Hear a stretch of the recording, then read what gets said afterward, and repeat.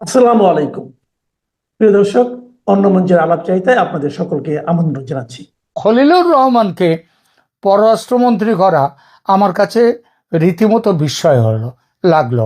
এইবার বিস্ময়ের মধ্যে কারণটা কি? অনেকেই বলছেন যে কারণটা হচ্ছে তার উপরে চাপ দেয়া হয়েছে। চাপটা কে দেয়া হয়েছে? তারেক রহমানকে চাপ দিয়ে খলিলুর রহমানকে পররাষ্ট্রমন্ত্রী করা হয়েছে। কে চাপ দেবে? চাপ দিতে পারে আমেরিকা। আর কে চাপ দিতে পারে? চাপ দিতে পারে ভারত। কারণ আমেরিকা এবং ভারত এখন মোটামুটি একজোট হয়ে বাংলাদেশ ব্যাপারটা দেখছেন। এটা আপনারা, আমি আগেও আমার বেশ কয়েকটি ভিডিওতে এই কথা বলেছি এবং আপনারা নিজেরাও সেটা বুঝতে পারছেন যে ক্রমশই পাকিস্তান এবং চীনের যে প্রভাবটা সেটা কমে আসছে বাংলাদেশের ওপর থেকে। সেটা ইউনূস থাকতে থাকতেই সেটা দেখা গিয়েছিল। কিন্তু এখন প্রথম কথা আমেরিকার চাপের কথাটা বলি। দেখুন, আমেরিকার নাগরিক হচ্ছেন খলিলুর রহমান। তো সেই হিসেবে এবং গত ১.৫ বছরে, মানে তিনি তার পদে আসার পর থেকে আমেরিকার সাথে বাংলাদেশের যোগাযোগ রক্ষার ব্যাপারটা মূলত কিন্তু দেখেছেন এই খলিলুর রহমান। এমনকি তিনি জাতীয় নিরাপত্তা উপদেষ্টা ও ব্যবসা সংক্রান্ত, বাণিজ্য সংক্রান্ত ব্যাপারেও বারবার তিনি আমেরিকা গিয়েছেন, আমেরিকার সাথে যোগাযোগ করেছেন এবং আলোচনায় বসেছেন শুল্ক নিয়ে। এবং শুল্ক নিয়ে আজকে যে চুক্তিগুলো হয়েছে, এমনকি যার মধ্যে গোপন চুক্তিও আছে, যে গোপন চুক্তির রীতিমতো বিরোধিতা করেছে বিএনপি, সেই গোপন চুক্তি করার অন্যতম নায়ক হচ্ছেন কিন্তু এই খলিলুর রহমান। বাংলাদেশে ইউনূস সরকারের পক্ষ থেকে তিনি সেখানে যোগ দিয়েছেন এবং বলা হচ্ছে বিএনপি এবং বাংলাদেশের মানুষ বিশ্বাস করে বাংলাদেশের স্বার্থ বিক্রি করে দেওয়া হয়েছে এবং বিক্রি যিনি করেছেন, এই করার প্রক্রিয়ার মধ্যে যার খুব যোগ ছিল, সেই খলিলুর রহমান হচ্ছেন তারেক রহমান মন্ত্রিসভার পররাষ্ট্রমন্ত্রী। যে কোনো মন্ত্রী নয়, পররাষ্ট্রমন্ত্রী। এটা হচ্ছে আমেরিকার দিক। বলা হচ্ছে যে আমেরিকা তাকে রেখে দিয়েছে, এই পদে রেখে দেওয়ার জন্য তারেক রহমানকে চাপ সৃষ্টি করেছেন। এটা হচ্ছে একটা কাজ, যাতে ভবিষ্যতে আমেরিকার সাথে সম্পর্ক ভালো থাকে, এই একটা। দ্বিতীয়ত, ভারতের চাপটা দেখা যাক। আপনারা জানেন যে গত বছর সম্ভবত আগস্টে সেখানে খলিলুর রহমান আমাদের ওয়াকারুজ্জামান সেনা প্রধানকে, তাকে দিল্লিতে একটা বৈঠকে, সেটা ভারতের বৈঠক না, একটা আন্তর্জাতিক বৈঠকে দিল্লিতে হয়েছিল, আসবার জন্য বলা হয়েছিল, তিনি আসেননি। কিন্তু তার কয়েকদিন পরে দিল্লিতে আরেকটি বৈঠকে সেখানটায় খলিলুর রহমান সেখানে চলে গেলেন। সেটা কিন্তু আন্তর্জাতিক বৈঠক ছিল না, সেটা ভারতের জাতীয় নিরাপত্তা উপদেষ্টা অজিত ডোভাল, আমেরিকার কয়েকজন তাদের এবং এদের সাথে একটা বৈঠক।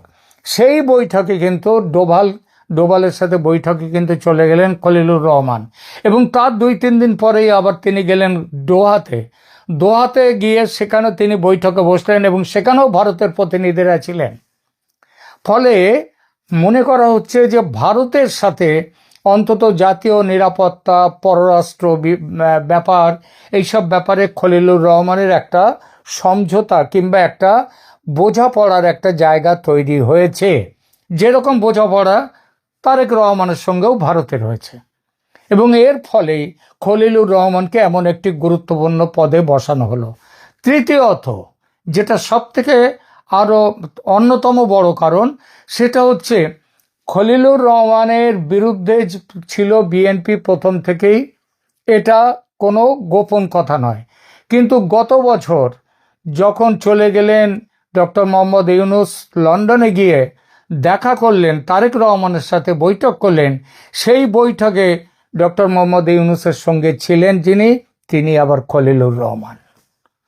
অর্থাৎ খলিলুর রহমানের সঙ্গে কিন্তু তখন থেকে যেটাকে একটা তালমেল বিএনপি নেতৃত্ব, বিশেষ করে তারেক রহমানের সঙ্গে তখন থেকে শুরু হয়েছে। এবং একটা জিনিস লক্ষ্য করে, এটা হচ্ছে একটা বড় কারণ, এই ৩টে কারণ, অর্থাৎ এই ৩টে কারণেই খলিলুর রহমানকে পররাষ্ট্রমন্ত্রী। কিন্তু এর বাইরেও আরও একটা বড় কারণ আছে। খলিলুর রহমান একজন টেকনোক্র্যাট এবং তিনি পররাষ্ট্র বিষয় ইত্যাদি সম্পর্কে তার অভিজ্ঞতা খুব বেশি। রোহিঙ্গা সমস্যা, যেটা বাংলাদেশের একটা খুব জাজ্বল্য, খুব একটা বড় সমস্যা, সেই সমস্যাটা নিয়ে নাড়াচাড়া করছেন, দেখাশোনা করছেন খলিলুর রহমান প্রথম থেকে। ফলে আগামী দিনে রোহিঙ্গা সমস্যা মেটাতে গেলে তাহলে খলিলুর রহমানের ভূমিকার একটা বড় অবদান থাকবে। সেই জন্য খলিলুর রহমানকে নিয়ে আসা হয়েছে এই পদে।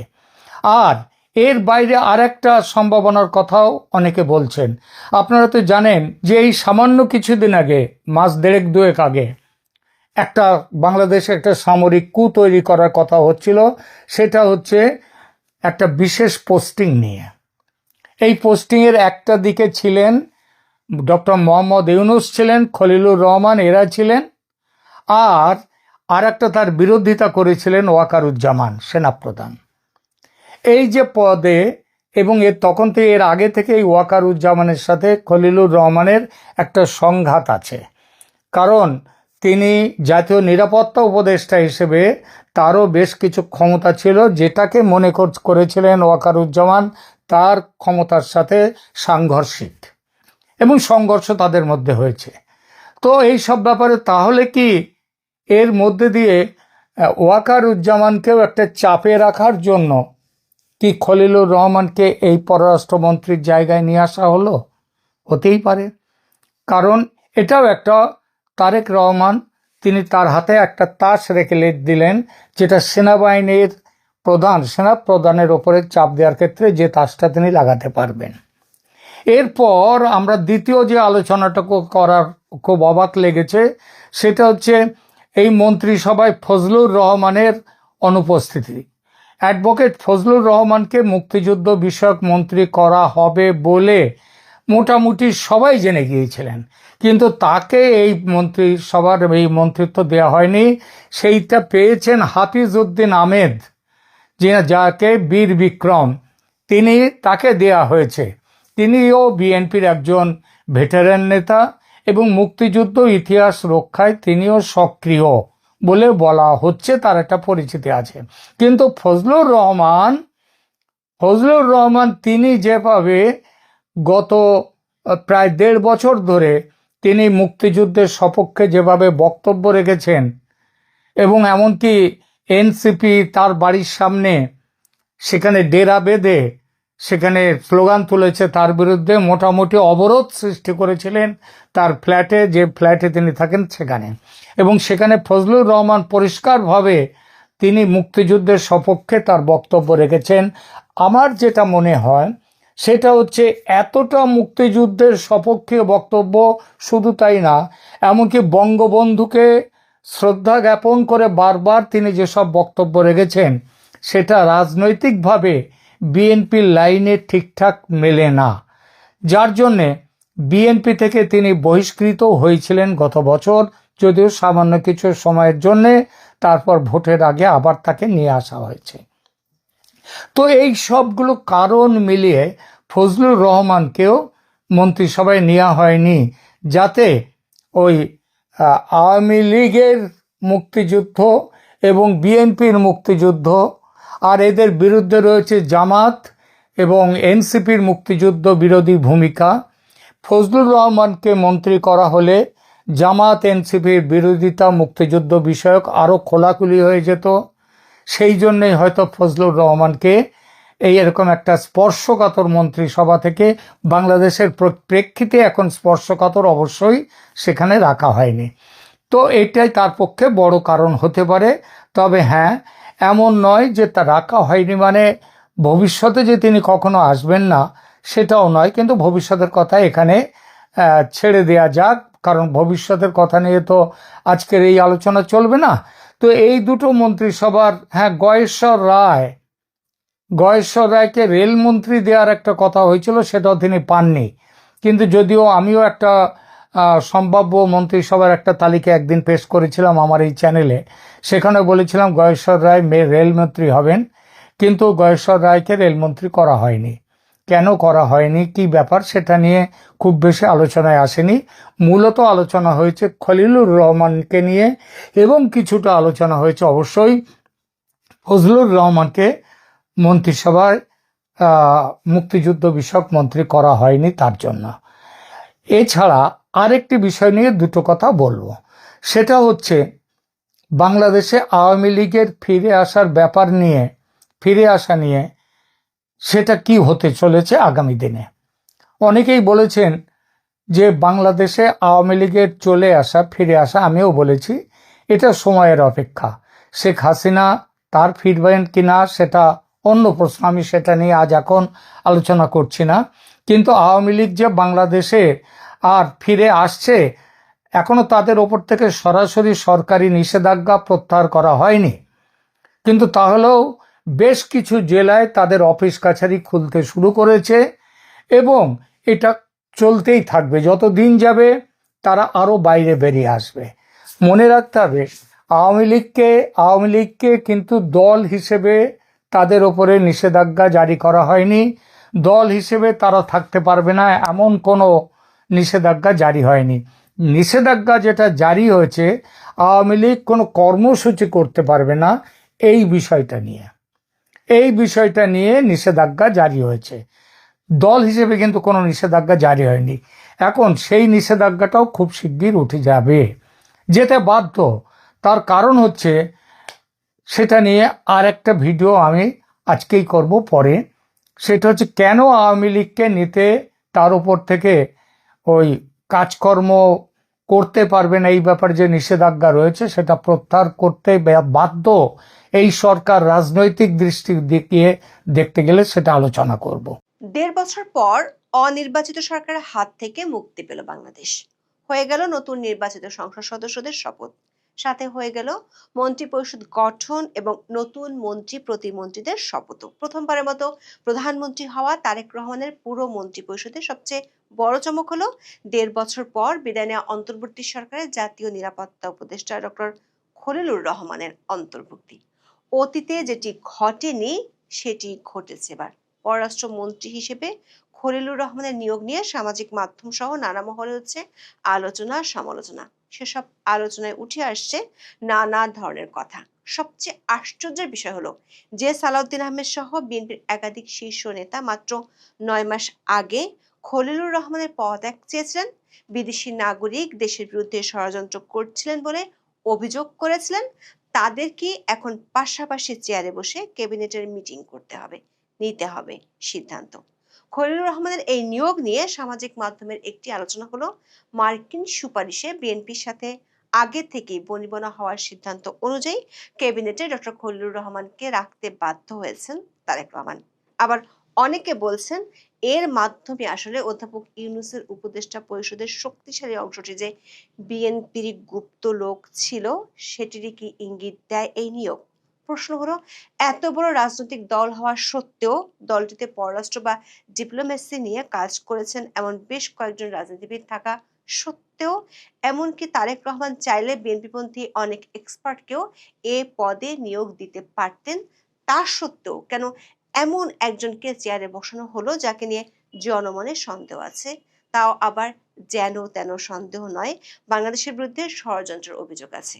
সূত্রগুলো বলছে অন্তর্বর্তী সরকারের একজন প্রভাবশালী উপদেষ্টাকে এভাবে নজিরবিহীনভাবে রাজনৈতিক সরকারের ক্যাবিনেটে রাখাটা নিয়ে বিতর্ক হবে, সেটি বাংলাদেশের নতুন প্রধানমন্ত্রীও জানেন। তারপরও তিনি কেন রাখলেন? বিষয়টি কি ৩০শে নভেম্বর দেশে ফিরতে না পারা নিয়ে তারেক রহমানের যে চাপের কথা বলেছিলেন সেরকম কিছু? গতকালের ভিডিওতে আমরা জানিয়েছিলাম বিএনপির সংসদ সদস্যরা সংবিধান সংস্কার পরিষদের সদস্য হিসেবে শপথ নেবেন না, হয়েছেও তাই।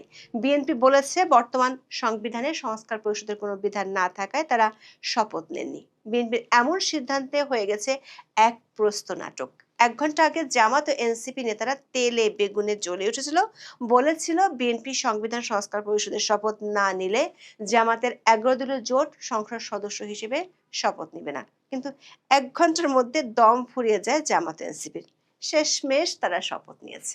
বিকেলে ২৫ জন মন্ত্রী এবং ২৪ জন প্রতিমন্ত্রী শপথ নিয়েছেন। তার মধ্যে সবচেয়ে চমকপ্রদ তথ্য হলো ডক্টর খলিলুর রহমান পররাষ্ট্রমন্ত্রী হিসেবে শপথ নিয়েছেন। গত বছরের ১৩ই মার্চ বাংলাদেশে এসেছিলেন জাতিসংঘের মহাসচিব। সে সময় মিয়ানমারের রাখাইন রাজ্যে মানবিক সহায়তা দেওয়ার জন্য বাংলাদেশের মধ্য দিয়ে করিডোর স্থাপনের আলোচনা শুরু হয়। ২৮শে এপ্রিল সাবেক পররাষ্ট্র উপদেষ্টা মোহাম্মদ তৌহিদ হোসেন সাংবাদিকদের জানান, জাতিসংঘের তত্ত্বাবধানে শর্ত সাপেক্ষে মিয়ানমারের বেসামরিক লোকজনের জন্য করিডোর দেওয়ার নীতিগত সিদ্ধান্ত নিয়েছে বাংলাদেশ। এরপর থেকে এটি নিয়ে সমালোচনার মুখে পড়েন অন্তর্বর্তী সরকার প্রধান উপদেষ্টার রোহিঙ্গা বিষয়ক হাই রিপ্রেজেন্টেটিভ এবং জাতীয় নিরাপত্তা উপদেষ্টা ডক্টর খলিলুর রহমান। তখন জাতীয় নিরাপত্তা উপদেষ্টা খলিলুর রহমানের নাগরিকত্ব নিয়ে সামাজিক যোগাযোগ মাধ্যমে বেশ আলোচনা সমালোচনা হয়। গুঞ্জন ওঠে খলিলুর রহমান মিয়ানমার বিদ্রোহী গোষ্ঠী আরাকান আর্মিকে সুবিধা দিতে চান, সেনাবাহিনীর বিরোধিতা সত্ত্বেও তাদের সাথে আলোচনা চালাচ্ছেন। দুই পক্ষের ওই যোগাযোগ বিষয়ে এপ্রিল মাসে একটি কূটনৈতিক পত্র দিয়ে নিজেদের আপত্তির কথা জানায় মিয়ানমারের সামরিক জান্তা। এই আলোচনার আগুনে ঘি ঢেলেছিলেন খলিলুর রহমান নিজেই। 6 মে পররাষ্ট্র মন্ত্রণালয়ে সাংবাদিকদের প্রশ্নের উত্তরে খলিলুর রহমান মন্তব্য করেন, সীমান্ত সুরক্ষার সঙ্গে সীমান্তের উপরে যেই থাকবে তার সঙ্গে যোগাযোগ রাখবে বাংলাদেশ। কে কি বলল যায় আসে না। এরপর প্রকাশ্যে জনসভায় তীর ছোড়েন বিএনপির জাতীয় স্থায়ী কমিটির সদস্য সালাউদ্দিন আহমেদ। উপদেষ্টা খলিলুর রহমানকে ইঙ্গিত করে গত 17 মে খুলনার সার্কিট হাউস ময়দানে তারুণ্যের অধিকার প্রতিষ্ঠা সমাবেশে সালাউদ্দিন আহমেদ বলেছিলেন, সরকার একজন বিদেশি নাগরিককে জাতীয় নিরাপত্তা উপদেষ্টা করেছেন। আপনার কি সেই আক্কেল জ্ঞান নাই? একজন বিদেশি নাগরিকের কাছে এই দেশের সেনাবাহিনী নিরাপত্তা সংক্রান্ত রিপোর্ট প্রদান করবে কিভাবে ভাবলেন? তিনি রোহিঙ্গা করিডোরের নামে, মানবিক করিডোরের নামে বাংলাদেশকে যুদ্ধক্ষেত্রে পরিণত করতে চায়। বাংলাদেশের মানুষের সঙ্গে আপনি কথা বলেননি, এদেশের রাজনৈতিক দলগুলোর সঙ্গে কোনো আলাপ আলোচনা করেননি। অত্যন্ত অ্যারোগেন্টলি আপনার সেই উপদেষ্টা বলেছেন তাতে নাকি কিছু যায় আসে না। সালাউদ্দিন আহমেদ অধ্যাপক ইউনূসের উদ্দেশ্যে বলেছিলেন, সেই জাতীয় নিরাপত্তা উপদেষ্টাকে আপনি বিদায় করুন। হয় তিনি নিজে পদত্যাগ করবেন, না হলে আপনি তাকে বিদায় করবেন। এদেশের নিরাপত্তা সংক্রান্ত কোনো জাতীয় দায়িত্ব বিদেশি কোনো নাগরিকের হাতে থাকতে পারে না। এই নাগরিক ষড়যন্ত্র করছে বাংলাদেশে একটি অস্থির পরিস্থিতির সৃষ্টি করার জন্য। পরদিন সালাউদ্দিন আহমেদের অভিযোগের জবাব দিতে সংবাদ সম্মেলন ডাকেন খলিলুর রহমান। ফরেন সার্ভিস একাডেমিতে আয়োজিত এক ব্রিফিংয়ে তিনি বিএনপির তখনকার ভারপ্রাপ্ত চেয়ারম্যান তারেক রহমানকে নিয়ে মন্তব্য করেন।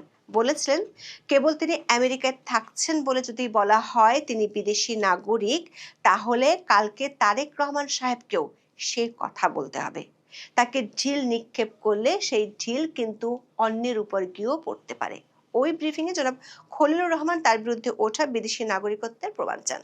পরদিন মানে 22 মে খলিলুর রহমানের এই বক্তব্যে ক্ষোভ ছাড়েন বিএনপির সিনিয়র যুগ্ম মহাসচিব অ্যাডভোকেট রুহুল কবির রিজভী আহমেদ। নয়াপল্টনে বিএনপির কেন্দ্রীয় কার্যালয়ে সংবাদ সম্মেলনে জনাব রিজভী আহমেদ অতি দ্রুত ডক্টর খলিলুর রহমানের পদত্যাগ দাবি করেছিলেন। জনাব রিজভী তখন বলেছিলেন, রাষ্ট্রীয় নিরাপত্তা নিয়ে পরীক্ষা করার সুযোগ নেই। মানবিক করিডোরের নামে ডক্টর খলিলুর রহমান বাংলাদেশকে অস্থিতিশীল করতে চাচ্ছে, দেশকে অনিরাপদ করতে চাচ্ছে। তাই অতি দ্রুত খলিলুর রহমানের পদত্যাগের দাবি করেছে বিএনপি। ওই দিন রিজভী আহমেদ আরও বলেছিলেন, ডক্টর খলিলুর রহমানের অবস্থান প্রশ্নবিদ্ধ এবং দায়িত্বশীল পদে থেকে তিনি যে ধরনের ভূমিকা রাখছেন তা জাতির জন্য ঝুঁকিপূর্ণ। খলিলুর রহমানকে বিএনপির অস্বস্তি পৌঁছায় যমুনার দরবার পর্যন্ত। 24 মে যমুনায় অধ্যাপক ইউনূসের সঙ্গে বৈঠক করেন বিএনপির নেতারা। সেখানে তারা লিখিতভাবে যে দাবিগুলো জানান তার মধ্যে একটি ছিল সরকার নিরপেক্ষতা বজায় রাখার স্বার্থে বিতর্কিত উপদেষ্টাদের বাদ দিয়ে উপদেষ্টা পরিষদ পুনর্গঠন করা। বৈঠক শেষে যমুনার সামনে বিএনপির স্থায়ী কমিটির সদস্য সালাউদ্দিন আহমেদ সাংবাদিকদের বলেন, পদত্যাগের ব্যাপারে তারা লিখিত বক্তব্য জানিয়েছেন। নিরাপত্তা উপদেষ্টা খলিলুর রহমান এবং দুজন ছাত্র উপদেষ্টা আসিফ মাহমুদ সজীব ভুইয়া ও মাহফুজ আলমের কারণে এই সরকারের নিরপেক্ষতা ক্ষুণ্ণ হচ্ছে, তাদের বাদ দেওয়ার জন্য লিখিত বক্তব্য দেয়া হয়েছে। কিন্তু মে মাসের ওই উত্তেজনা হঠাৎ করে নাটকীয় মোড় নেয় জুন মাসে। 13 জুন অধ্যাপক ইউনূস ঢাকা থেকে উড়াল দিয়ে লন্ডনে যান তারেক রহমানের সাথে বৈঠক করতে। সে বৈঠকের আগ পর্যন্ত খলিলুর রহমান সম্পর্কে বিএনপির নেতারা বিষোদ্গার করেছিলেন, কিন্তু ওই বৈঠক শেষে সরকারের পক্ষ থেকে ব্রিফ করেন খলিলুর রহমান। যে খলিলুর রহমানকে বিদেশি নাগরিক বলেছিলেন বিএনপি নেতারা, যার বিরুদ্ধে অভিযোগ তুলছিলেন তিনি দেশের বিরুদ্ধে ষড়যন্ত্র করছিলেন, তার সাথে লন্ডনে তারেক রহমান বেশ হাস্যোজ্জ্বল ভঙ্গিতে হ্যান্ডশেক করেন। সূত্রগুলো বলছে, ওই বৈঠকের মধ্যস্থতাকারীদের মধ্যে একজন ছিলেন খলিলুর রহমান। দুজন পশ্চিমা রাষ্ট্রদূতের সহায়তায় তিনি সে সময় বিএনপির শত্রু থেকে লন্ডনে তারেক রহমান পর্যন্ত পৌঁছে গিয়েছিলেন। তবে এর পরও অন্তর্বর্তী সরকারের আমলে গত ডিসেম্বর পর্যন্ত বিএনপি পুরোপুরি জনাব খলিলুর রহমানকে আস্থায় নিতে পারেননি। বিএনপির বিরোধিতার কারণে গত ডিসেম্বরে অধ্যাপক ইউনূস খলিলুর রহমানকে স্বরাষ্ট্র উপদেষ্টা বানাতে চেয়েও পারেননি। গত বছরের ডিসেম্বরে হাদি নিহত হওয়ার পর যখন আইন শৃঙ্খলা পরিস্থিতির চরম অবনতি হয়, তখন একটি তথ্য ছড়িয়ে পড়ে স্বরাষ্ট্র উপদেষ্টা জাহাঙ্গীর আলমকে বাদ দিয়ে খলিলুর রহমানকে তার পদে বসানো হচ্ছে। এ সংক্রান্ত খবর কয়েকটি গণমাধ্যমে প্রকাশিত হয়। সূত্রগুলো বলছে, সরকার তখন এই পদক্ষেপ নিতেও গিয়েছিল, কিন্তু তাতে বাদ সাধে বিএনপি ও জামাত ইসলামী। তাই খলিলুর রহমানকে তখন স্বরাষ্ট্র উপদেষ্টা করার সিদ্ধান্ত আর এগোয়নি। প্রশ্ন হলো, ডিসেম্বরে যে খলিলুর রহমানকে নিয়ে বিএনপির আপত্তি ছিল, সেই খলিলুর রহমানকে মাত্র 2 মাসের ব্যবধানে বিএনপি কেন হাই ভোল্টেজ মন্ত্রণালয়ের দায়িত্ব দিল? সূত্রগুলো বলছে, গত জানুয়ারি থেকে ফেব্রুয়ারির মধ্যে ওয়াশিংটন, দোহা, দুবাই, দিল্লি ও ঢাকাতে খলিলুর রহমান বেশ কয়েকটি গুরুত্বপূর্ণ বৈঠক করেন। এসব বৈঠকের সাফল্য হিসেবে খলিলুর রহমান তারেক রহমানের ক্যাবিনেটে জায়গা করে নিয়েছেন। আবার ইউনূস সরকার বাংলাদেশের জন্য মরণ ফাঁদ হিসেবে রেখে গেছেন মার্কিন যুক্তরাষ্ট্রের সাথে সম্পাদিত বাণিজ্য চুক্তিটি। এই চুক্তিটি করতে সবচেয়ে বেশি ভূমিকা রেখেছেন খলিলুর রহমান। সামাজিক মাধ্যমে অনেকে বলছেন, মার্কিন ডিপ স্টেটের চাহিদা মতো নতুন সরকারকে খলিলুর রহমানকে জায়গা দিতে হয়েছে। জনশ্রুতি আছে, দীর্ঘদিন আমেরিকা থাকার কারণে খলিলুর রহমান মার্কিন লবির লোক। আবার খলিলুর রহমান ভারতের অজিত দোভালের সাথে বেশ কয়েকটি গুরুত্বপূর্ণ বৈঠক করেছেন অধ্যাপক ইউনূসের শাসনামলে। বিশেষ করে খলিলুর রহমান কলম্বো সিকিউরিটি কনক্লেভের 7ম সম্মেলনে যোগ দিতে নির্ধারিত সময়ের একদিন আগে 18 নভেম্বর দিল্লি গিয়েছিলেন। এমনকি 2024 সালের ব্যাংককে যখন অধ্যাপক ইউনূসের সাথে ভারতীয় প্রধানমন্ত্রী নরেন্দ্র মোদীর বৈঠক হয়, সেখানেও অজিত দোভালের সাথে খলিলুর রহমানকে বৈঠক করতে দেখা গিয়েছিল। আবার বিএনপি নেতারা প্রকাশ্যে খলিলুর রহমানের বিরুদ্ধে বিদেশি নাগরিকত্ব থাকার অভিযোগ করেছিলেন। মন্ত্রী হিসেবে শপথ নিলে সংবিধান রক্ষার শপথ নিতে হয়। বিএনপি নেতাদের মধ্যে যারা এমন প্রকাশ্যে করা অভিযোগ করেছিলেন, তাদের কাল থেকে পাশাপাশি চেয়ারে বসে ক্যাবিনেট মিটিং করতে হবে। অবশ্য গত বছর 21শে মে প্রেস ব্রিফিংয়ে খলিলুর রহমান দাবি করেছিলেন তিনি বাংলাদেশের নাগরিক, যদিও দীর্ঘদিন ধরে পরিবারের সাথে আমেরিকা থাকেন। কিন্তু পদত্যাগের আগে মন্ত্রিপরিষদ বিভাগে জমা দেওয়ার সম্পদের হিসেবে দেখা যাচ্ছে বাংলাদেশের বাইরে তার বেশি সম্পদ আছে। সেটার পরিমাণ 46,35,850 US ডলার। একজন নাগরিক ছাড়া এত বিপুল পরিমাণ সম্পদ থাকা নিয়ে প্রশ্ন উঠতেই পারে। আবার অনেকে মনে করছেন, অতীতে অন্তর্বর্তী হোক কিংবা তত্ত্বাবধায়ক কোনো সরকারের কোনো উপদেষ্টা পরবর্তী রাজনৈতিক সরকারের মন্ত্রী কিংবা অন্য কোনো দায়িত্বে যোগ দেয়নি, কারণ বিষয়টির সাথে নিরপেক্ষতা ও স্বচ্ছতার প্রশ্ন জড়িত। অধ্যাপক ইউনূসের কিংস পার্টি বলে পরিচিত জাতীয় নাগরিক পার্টির আহ্বায়ক নাহিদ ইসলাম খলিলুর রহমানকে বিএনপি সরকারের নতুন মন্ত্রিসভায় রাখাকে বিএনপির ইলেকশনের ইঞ্জিনিয়ারিং এর কাজ করার ফলাফল হিসেবে মন্তব্য করেছেন। 17 ফেব্রুয়ারি জাতীয় সংসদে শপথ নেওয়ার পর এমন মন্তব্য করেন তিনি। নাহিদ ইসলাম বলেন, খলিলুর রহমান যদি বিএনপি সরকার অংশ হন, তাহলে কিন্তু প্রশ্ন আসবে যে আগের অন্তর্বর্তী সরকারে তিনি ওই দলের হয়ে কাজ করেছেন। নির্বাচনে যে কারচুপি হয়েছে বা ইলেকশনের ইঞ্জিনিয়ারিং হয়েছে, সেটা প্রমাণিত হয়েছে তার মন্ত্রিসভায় যোগ দেওয়ার মাধ্যমে। নাহিদ ইসলাম আরো বলেন, ছাত্র উপদেষ্টারা পদত্যাগ করার কারণ ছিল নিরপেক্ষতা। তখন কিন্তু ব্লেম দেওয়া হয়েছিল, এরপর ছাত্র উপদেষ্টারা পদত্যাগ করেছিল। বিএনপির একাধিক সূত্র বলছে, এমন ব্লেম বা অভিযোগ যে আসবে সেটি তারেক রহমান এবং বিএনপির শীর্ষ নেতৃবৃন্দ জানতেন। এমন না যে বিএনপির মতো বড় একটি দলে পররাষ্ট্র বিষয়ক অভিজ্ঞ লোক নেই। তেমন হলে বিএনপিপন্থী কোনো সাবেক ডিপ্লোম্যাটকে টেকনোক্রেট মিনিস্টার করা যেত। তাহলে কেন তারেক রহমান খলিলুর রহমানকে টেকনোক্রেট মিনিস্টার করলেন, সে প্রশ্নের উত্তরে মুখ খুলতে চান না বিএনপির কেউই। তবে বুঝিয়ে দিয়েছেন এমন কিছু চাপ আছে যেটি প্রকাশ্যে বলা সম্ভব নয়। বিএনপির এক সিনিয়র নেতা বলেছেন, খালেদা জিয়ার অসুস্থতার সময় তারেক রহমান যখন দেশে আসছিলেন না, তখন তিনি একটি স্ট্যাটাস দিয়েছিলেন। নিজের ভেরিফাইড ফেসবুক পেজে তারেক রহমান তখন লিখেছিলেন, এমন সংকটকালে মায়ের স্নেহ স্পর্শ পাওয়ার তীব্র আকাঙ্ক্ষা যে কোনো সন্তানের মতো আমারও রয়েছে, কিন্তু অন্য আর সকলের মতো এটা বাস্তবায়নের ক্ষেত্রে আমার একক সিদ্ধান্ত গ্রহণের সুযোগ অবারিত ও একক নিয়ন্ত্রণাধীন নয়। বিএনপির সিনিয়র নেতা বলেছেন, তখন যেমন চাপ ছিল যে কারণে সবকিছু তারেক রহমান খোলাসা করতে পারেননি, সরকার গঠনেও অনেক চাপ আছে। যদি সত্যি সে চাপ থাকে তাহলে 2/3 আসনে জয়ী হওয়া শক্তিশালী বিএনপিকে কতটা ভোগায় সামনের দিনগুলোতে, সেটাই দেখার বিষয়। মানে থাকে না যে আমাদের মুরব্বীরার একটা কথা আছে আর কি, যে মুসলিম ভাইয়ের বউয়ের কথা, শোনো অল্প পানির মাছ বেশি পানিতে পড়লে লাফালাফি এবং ছটফট করে। ওই জামাতের এটিএম আজহারুল ইসলাম ভাই নাকি গোলাম পরওয়ার সাহেব বলছিলেন বাপের থেকে বেশি বুঝো না। কাকে বলছিল? এনসিপি কে। দেখেন, এনসিপি যারা এই মুহূর্তে এমপি হয়েছে পুরাটাই জামাতের দয়া দয়া দয়া। হাসনাত আব্দুল্লাহর কিছুটা ভিন্নতা ছিল, কিন্তু বাকিদের পুরাটাই ভাই দয়া। যেই জামাতের দয়ায় এনসিপি 2-4টা সিট পাইছে, সেই জামাতের সাথেই যখন দায়ের থেকে আসার বড় ভাবনে জামাত কি করছে? ঢাইলা দিছে। আমরা সবাই জানি এনসিপি হচ্ছে জামাতের টিম বি। তো এই টিম বি আগামী 5 বছর পরে এদের অস্তিত্ব থাকে কিনা রাজনীতিতে, সেইটাই হচ্ছে প্রশ্ন। যত বড় দল নয় তত বড় কর্ম। আর সেই কারণে জামাত আজকে রিয়েকশনটা দিছে। ত্রয়োদশ জাতীয় সংসদে আজকে আপনারা জানেন শপথ গ্রহণ হয়েছে। তো জাতীয় নাগরিক পার্টিকে ছাড়াই জামাত এবং স্বতন্ত্র নবনির্বাচিত সংসদ সদস্যরা শপথ গ্রহণ করেছেন। এটি সংসদের দ্বিতীয় ধাপে অনুষ্ঠিত শপথ অনুষ্ঠান, যেখানে এনসিপির কোনো সদস্য উপস্থিত ছিল না। দলীয় সূত্র বলছে এনসিপি সংসদীয় দলের সিদ্ধান্ত অনুযায়ী সংবিধান সংস্কার পরিষদের শপথের বিষয়ে নির্দিষ্ট ব্যবস্থা না হওয়ায় বা না নেওয়ায় এনসিপি সদস্যরা এই ধাপে শপথ নেননি। ফলে প্রথম ধাপে বিএনপি, পরে জামাত এবং স্বতন্ত্র এমপিরা আজকে শপথ গ্রহণ করে ফেলেছেন। তো এনসিপির এই আপনার কি বলা হয় যে ধরেন শপথ না নেওয়ায় কি কিছু যায় আসে না? বিশ্বাস করেন, এনসিপির এই শপথ নেওয়া না নেওয়াতে কোনো কিছুই আমার দৃষ্টিতে আসলে যায় আসে না।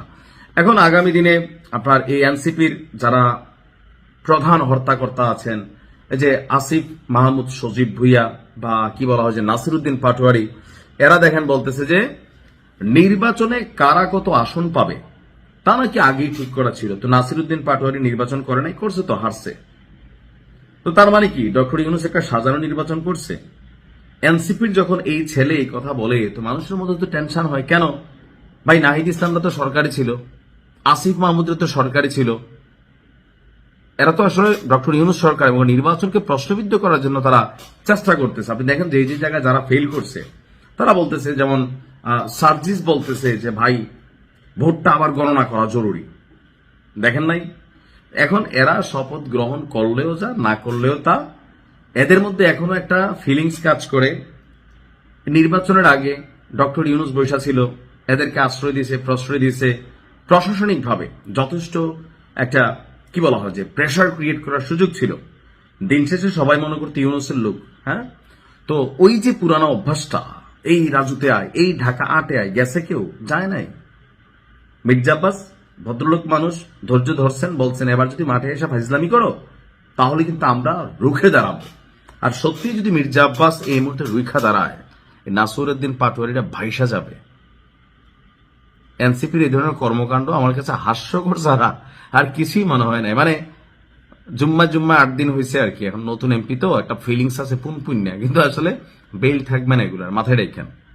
ভালো থাকুন। বিএনপি তারা যে স্টেপ নিয়েছিল, তাদের যে বক্তব্য ছিল, সেই বক্তব্যটা যুক্তিযুক্ত যে এই মুহূর্তে সংবিধানে এই ধরনের যে শপথ নেওয়ার কোনো প্রাবধান নেই এবং এই সংস্কার কমিশন, সংস্কার পরিষদ এরও কোনো রকম প্রাবধান নেই, সুতরাং আমরা নেব না। তো সেই অবস্থাতে মুখ্য নির্বাচনী কমিশনার তিনি কি করে ওই শপথ বাক্য পাঠ করেন? তিনি নিশ্চিতভাবেই সংবিধানের বাইরে গিয়ে তিনি ওটা পাঠ করিয়েছেন। এটা তার উচিত হয়নি এবং এটা নিয়ে ভবিষ্যতে নিশ্চয়ই প্রশ্ন উঠবে। কারণ এই যে জুলাই চার্টার যেটা সংবিধানে যোগ করা, সেইটা ইতিমধ্যেই সেটা 20 বাউ জলে পড়ে গেছে।